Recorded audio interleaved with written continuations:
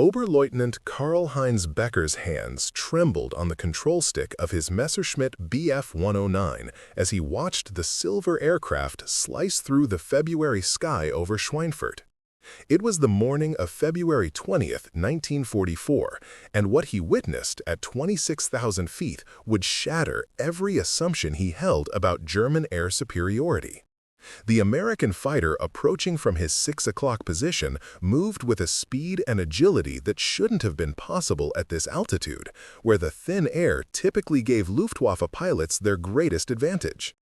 Becker had been flying combat missions since 1940, had painted 17 victory marks on his fuselage, and had trained under some of Germany's most decorated aces.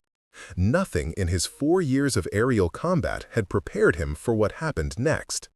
Before we jump back in, tell us where you're tuning in from, and if this story touches you, make sure you're subscribed, because tomorrow I've saved something extra special for you. The American fighter, which he would later learn was designated the P-51 Mustang, closed the distance between them in seconds that felt like heartbeats. Becker threw his Messerschmitt into a dive, a maneuver that had saved his life countless times against Spitfires and Thunderbolts. The Mustang followed effortlessly, maintaining position as though connected by an invisible wire. He pulled back hard on the stick, climbing steeply in a desperation move that would typically force pursuers to break off as their engines starved for oxygen. The American aircraft climbed with him, its engine purring smoothly while Becker's own power plant coughed and stuttered in the oxygen-depleted air. In that moment, as tracer rounds began to flash past his canopy, Becker understood with absolute clarity that the rules of aerial warfare had fundamentally changed. The technological edge that had defined Luftwaffe dominance in the early war years had not just narrowed but reversed entirely. The seeds of German confidence in aerial superiority had been planted years before the first Mustang ever took flight. Since the Spanish Civil War, where Luftwaffe volunteers had tested their tactics and machinery against inferior opposition, German pilots had been taught that superior training and aircraft design would always prevail. The Messerschmitt Bf 109, introduced in 1937, had dominated European skies through the invasion of Poland, the fall of France, and the Battle of Britain. Its successor variants continued to be refined and improved, each model incorporating lessons from thousands of combat missions. By 1943, German aviation engineers had produced the Focke-Wulf FW-190, an aircraft that American and British pilots initially feared for its raw power and heavy armament. The Luftwaffe's training programs emphasized the inherent superiority of German engineering and the racial ideology that suggested German pilots possessed natural advantages in courage and skill. Flight instructors at bases like Wernicken and Zerbst taught their students that American pilots were poorly trained civilians rushed through inadequate programs, flying aircraft designed by committee rather than inspired genius. Intelligence reports distributed to fighter squadrons described American escort fighters as heavy, underpowered machines that could be easily outmaneuvered by skilled Luftwaffe pilots. These assessments were not entirely propaganda.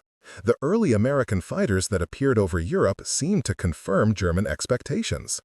The Republic P-47 Thunderbolt, while heavily armed and capable of absorbing tremendous punishment, was indeed heavy and less maneuverable in dogfights. The Lockheed P-38 Lightning, with its distinctive twin-boom design, suffered from engine problems at high altitude and could be identified and avoided from great distances. German pilots developed effective tactics against these aircraft, and their confidence grew with each successful engagement.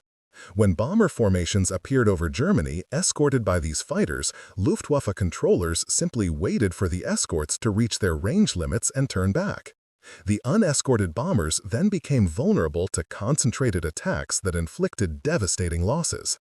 In October 1943, the second raid on Schweinfurt saw 60 bombers shot down in a single day, losses so severe that deep penetration raids into Germany were temporarily suspended.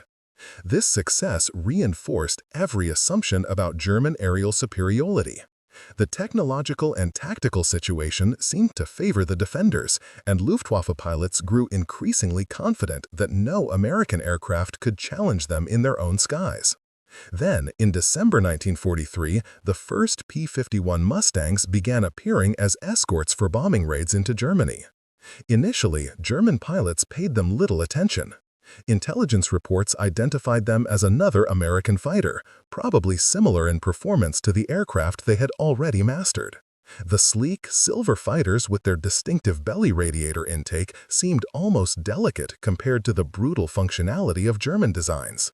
This dismissive attitude would prove catastrophically wrong. Hauptmann Ernst Fischer encountered a formation of Mustangs for the first time on December 13, 1943, during an attack on B-17 bombers near Bremen. Leading a staffel of 6 FW-190s, Fischer executed a standard diving attack from high altitude, intending to scatter the escort and create opportunities to engage the bombers. As his formation dove through 20,000 feet, 4 Mustangs rolled and followed them down. Fischer later described the encounter in his combat report with a tone that suggested disbelief. The American fighters matched our dive speed, which should have been impossible for an escort fighter at that altitude. When we leveled out to attack the bombers, they were already positioning for deflection shots. I ordered the staffel to break and engage, confident that we could outturn any American aircraft in a horizontal fight. What happened next demolished that confidence. The Mustangs turned inside Fischer's Focke-Wulfs, maintaining energy throughout the engagement in a way that violated everything German pilots understood about fighter performance. Fischer lost 2 pilots in the first 30 seconds of combat. A third had his engine damaged and barely made it back to base.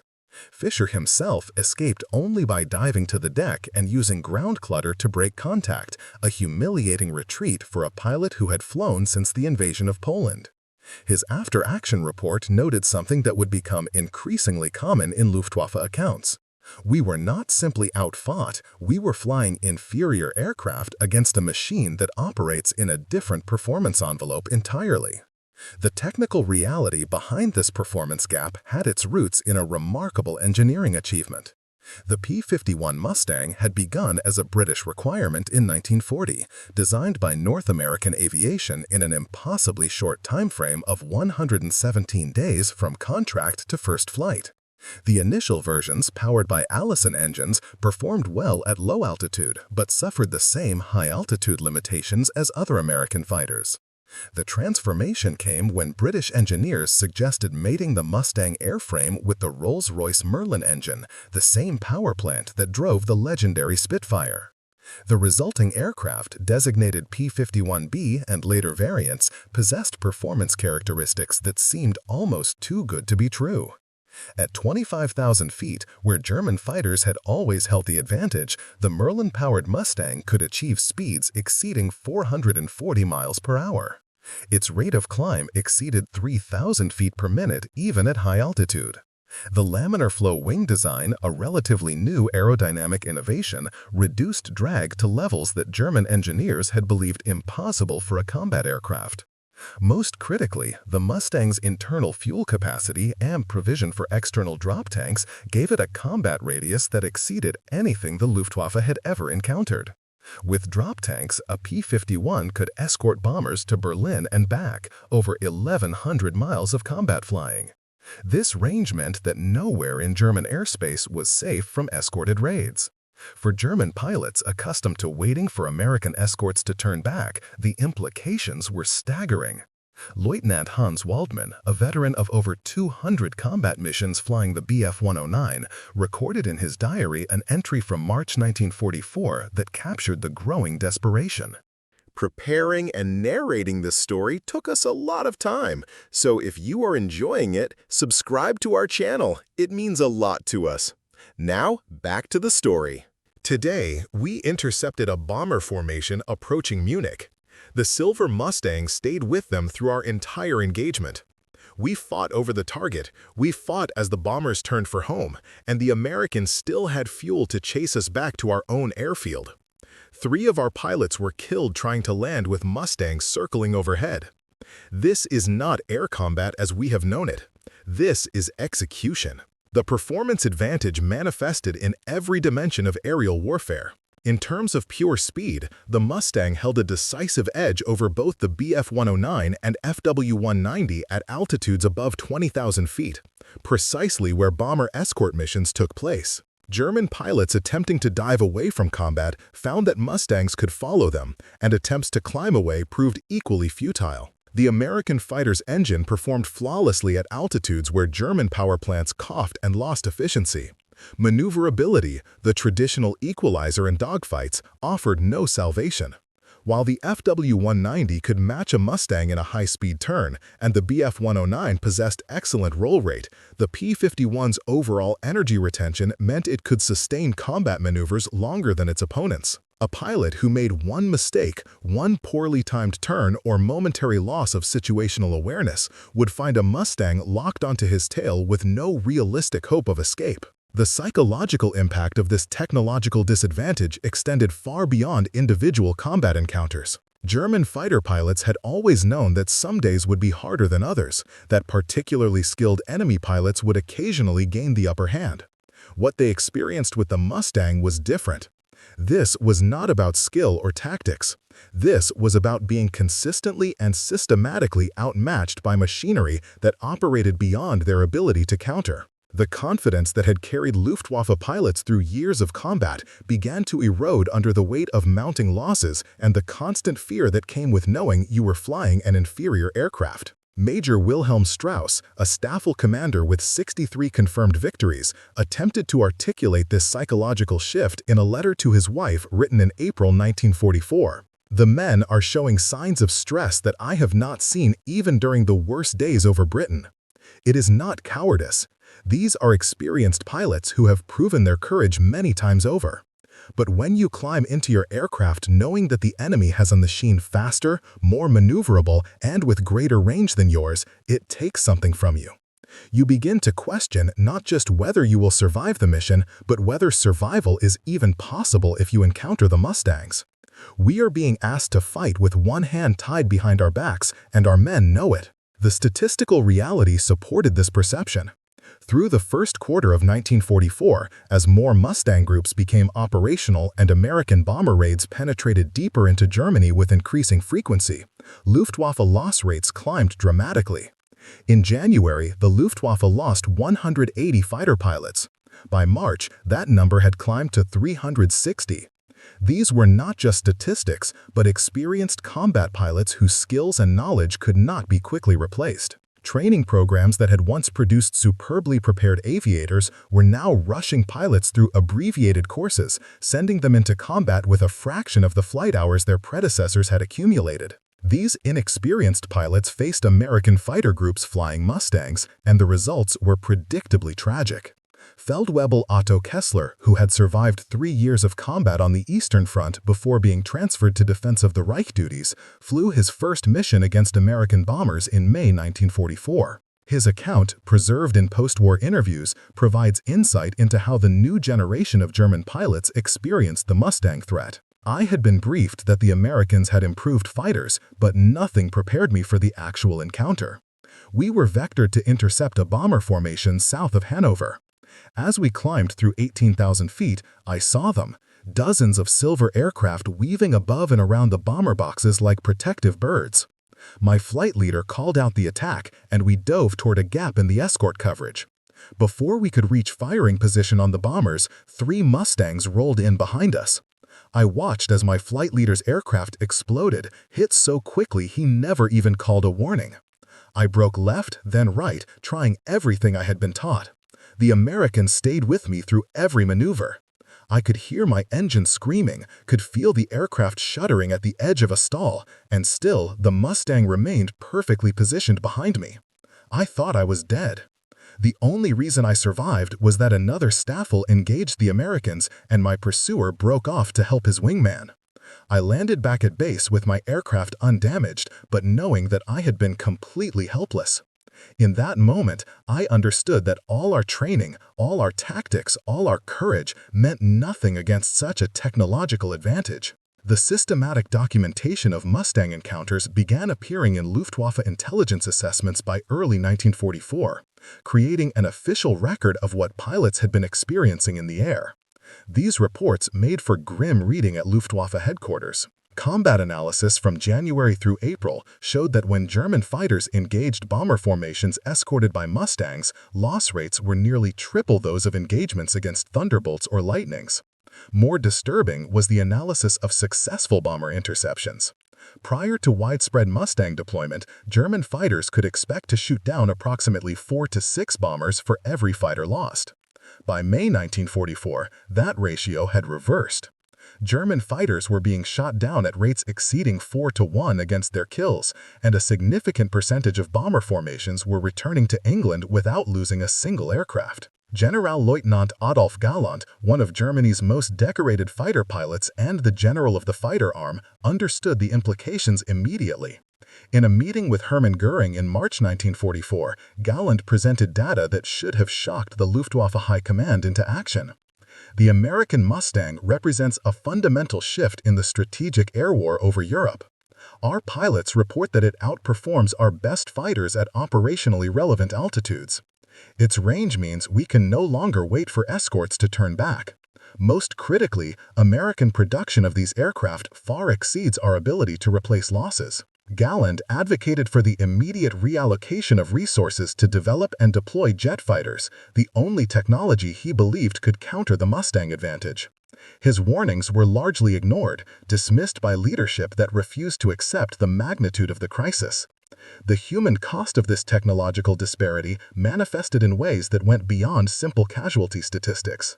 Experienced fighter pilots, the backbone of any effective air force, were being killed or wounded at rates that the training system could not replace. Each dead or injured veteran represented not just one fewer pilot, but the loss of hundreds of hours of accumulated combat knowledge.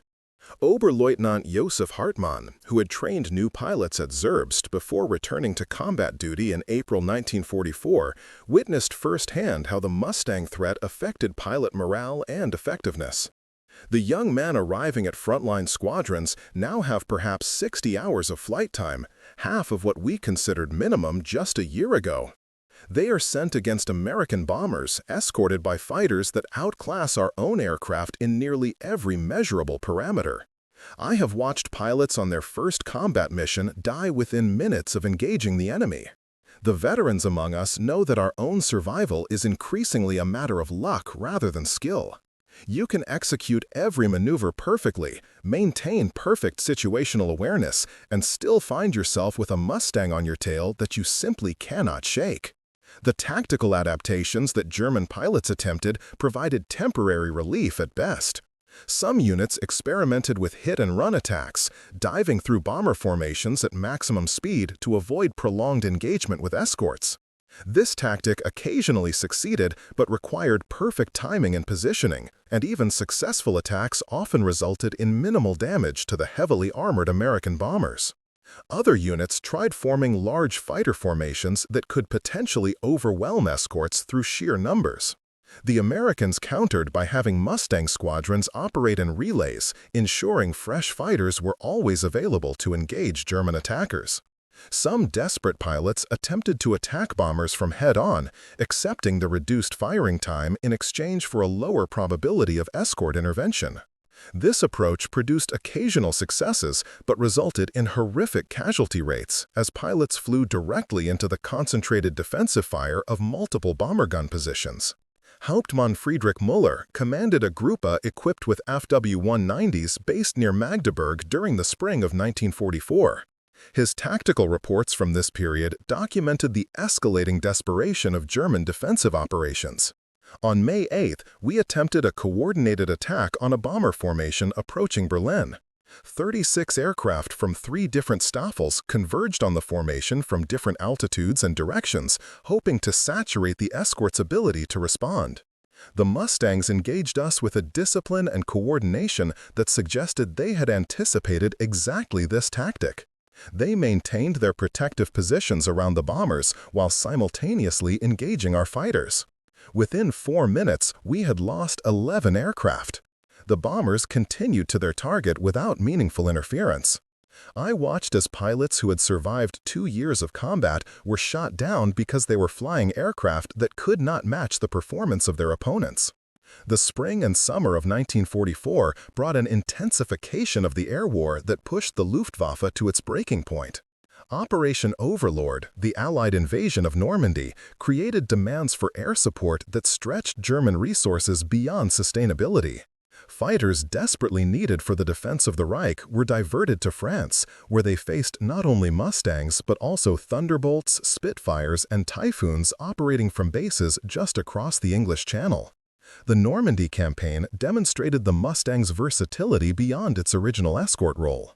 P-51 groups transitioned seamlessly to ground attack missions, strafing German airfields, rail yards, and vehicle columns with devastating effectiveness.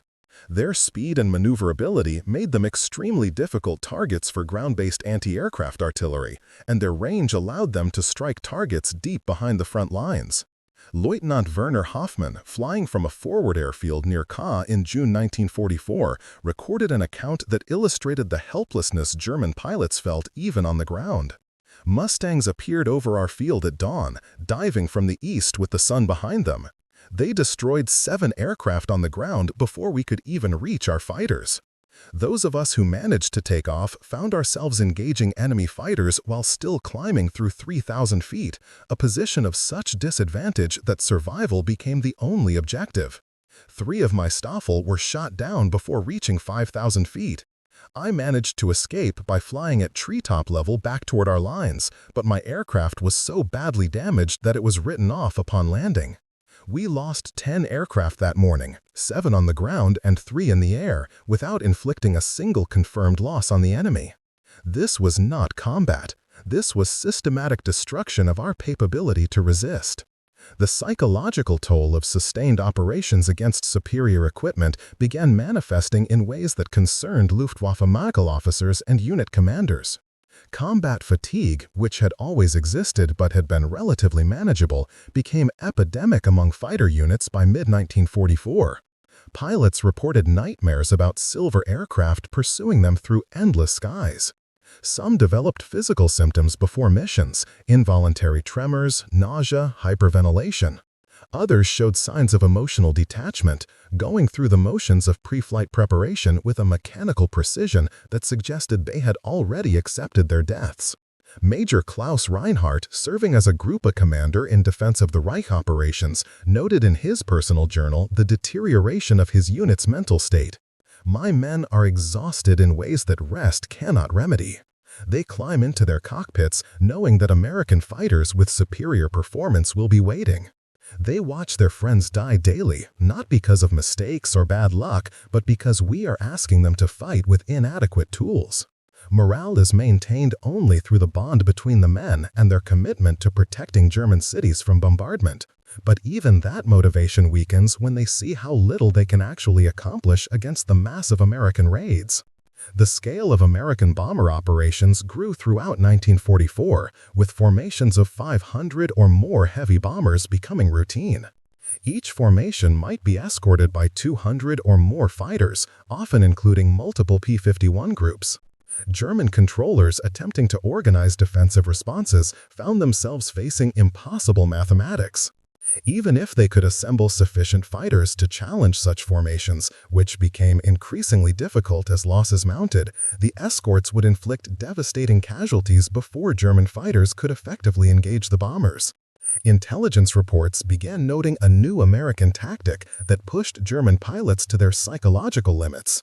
Mustang groups started deliberately seeking out German fighters, flying sweep missions ahead of bomber formations specifically to destroy the Luftwaffe's defensive capabilities. These fighter sweeps forced German commanders into an impossible choice.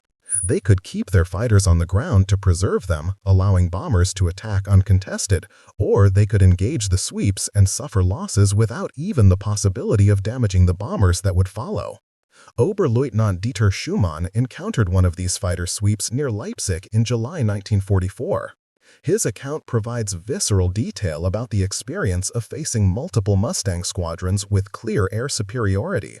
We were scrambled to intercept what we believed was the lead element of a bomber raid. As we climbed through 12,000 feet, I realized there were no bombers, only fighters. Mustangs in multiple layers, some at our altitude, others above and below. We had flown into a trap. The engagement lasted perhaps 6 minutes, though it felt like hours. Every time I maneuvered to engage one American, another would position on my tail. My wingman was shot down within the first minute. I saw 2 more of our aircraft go down, one pilot managing to bail out, the other going in with his fighter. I dove to the deck and used every trick I knew to break contact, flying through valleys and using terrain to mask my aircraft. When I landed, I learned that 14 of our fighters had been lost. Not one American aircraft was confirmed destroyed. We had accomplished nothing except demonstrating our own inadequacy. The technical specifications that made the Mustang so dominant were well understood by German intelligence, but understanding the problem did not provide solutions. German aviation engineers had produced impressive designs throughout the war, and several aircraft under development promised performance comparable to or exceeding the Mustang. The Messerschmitt Me-262 jet fighter, in particular, offered speeds and capabilities that would have restored German air superiority. But these advanced designs faced insurmountable obstacles in production and deployment. Allied bombing raids, many of them escorted by the very Mustangs that had created the need for better German fighters, disrupted manufacturing facilities and supply chains. Critical materials, particularly high-grade alloys needed for jet engines, became increasingly scarce as Germany's access to foreign resources was cut off. Even when aircraft were successfully produced, they often could not be deployed effectively due to fuel shortages, lack of trained pilots, and the destruction of airfields by Allied attacks. Oberst Johannes Steinhoff, a highly decorated fighter pilot who later commanded jet fighter units, reflected on this technological and industrial disparity in post-war writings. "We knew what needed to be done. Our engineers designed aircraft that could match or exceed American performance. But knowing the solution and implementing it are entirely different matters when your nation's industrial base is crumbling under sustained bombardment. The Americans could afford to develop multiple fighter designs simultaneously, manufacture them in vast quantities, and deploy them with adequate fuel, ammunition, and trained pilots. Germany was struggling to maintain production of existing designs while simultaneously trying to develop revolutionary new aircraft. The Mustang's appearance over Germany in force represented not just a tactical problem but a strategic reality.